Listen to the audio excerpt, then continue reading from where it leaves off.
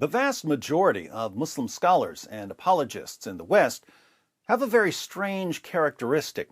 In their zeal to shield their religion from critics and to prove that they are the true defenders of Islam and to win praise from their followers, they will say almost anything to block a criticism, even if they have to twist and distort the Quran and the Hadith, even if they have to lie about the history of Islam, even if they have to throw centuries of Muslim scholars under the bus. As long as they successfully deflect a criticism, the ends apparently justify the means. The most interesting part is that the more they twist and distort the Quran and the Hadith, the more they lie about the history of Islam, the more they throw centuries of Muslim scholars under the bus, the more popular they become, because their deceptive dawah tactics make them appear to be the champions of Islam who are successfully protecting Muhammad and the Quran from evil critics. There are, of course, a few problems with the approach of westernized Muslim scholars and apologists. There's a moral problem. It's just wrong to spread your religion through deception and manipulation, but that never seems to bother them. There's a practical problem. The more you lie, the easier it is to expose your deception. So if you just keep piling lie upon lie upon lie in order to defend your religion, you end up making it easier to expose your religion. And there's a division problem. When some people lie for their religion, there will be other people who don't believe in lying for their religion, so they start criticizing and condemning the liars, and this leads to division within the religion. People are starting to notice the division problem that's arising. Let's look at a fascinating example. A Muslim named Muhammad was on Twitter criticizing Mansour for exposing the lies of Sheikh Uthman ibn Farouk. Muhammad said, "The fact that you think it's okay to make threads against someone that has dedicated his life to spreading Islam," that's Sheikh Uthman, "and side with someone whose life mission is to spread lies and misinformation about Islam, supposedly me, says enough about what your intentions are." That's when Basil stepped in and replied, "Are you seriously defending Uthman over the truth? Is he your daddy? I mean, even if he was, you don't have to put him over the truth. What's wrong with you people? The Jahiliyyah is over. Get over it. If you want to defend Uthman, you need to make him stop lying. That's the only way you can defend him. Talk to him and say, Uthman, stop lying to Muslims. Stop lying. Stop lying. And he will block you because he doesn't want to stop.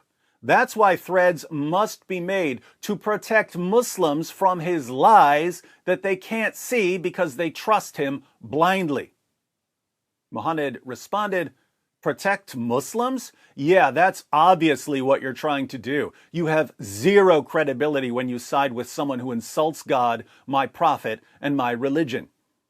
So Muhammad thinks that Mansour and Basil are siding with me when they correct Sheikh Uthman.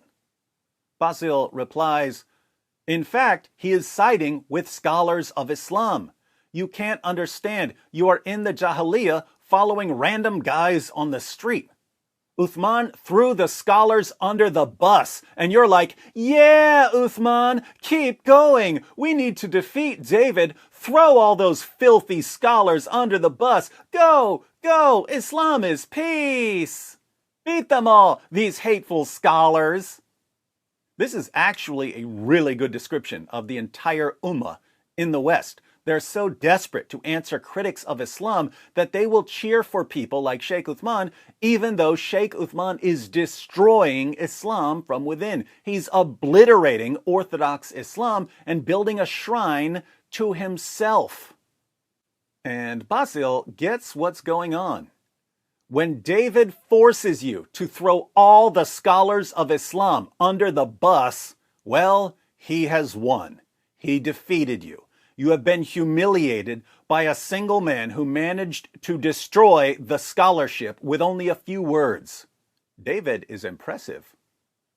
Notice the different perspectives here. Mohanad says that people like Mansour are hurting Islam by siding with me against da'is like Sheikh Uthman. Basil says that people like Sheikh Uthman are inadvertently helping me destroy Islam by throwing Islam's greatest scholars under the bus. In other words, both sides are accusing the other side of being on my side. Mansour agrees with Basil. He says, this sums it up. All David Wood has to do is read what the scholars said, and the vast majority of Western Muslims will start denying Orthodox Islam in some twisted attempt at defending Islam, really defending themselves from criticism. Now that's interesting. According to Mansour, all I have to do is keep quoting Muslim sources and scholars to people like Sheikh Uthman and other westernized Muslim apologists.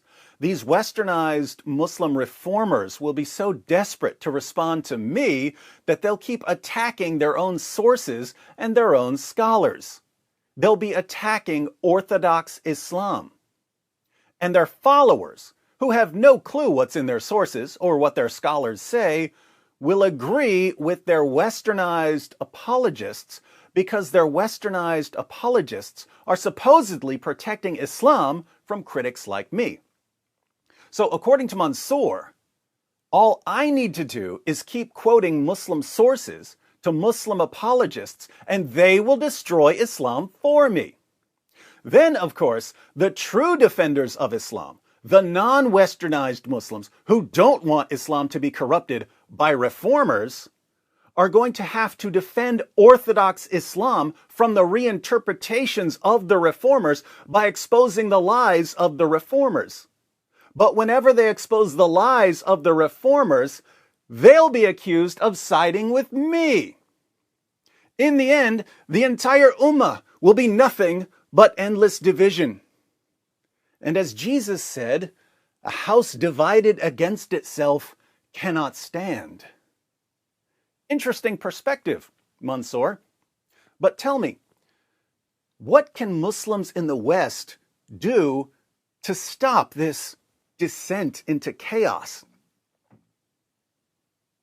Oh, absolutely nothing? It just backfired on me. It just backfired on me. This is a part of our religion. There's a reason to it. Yeah?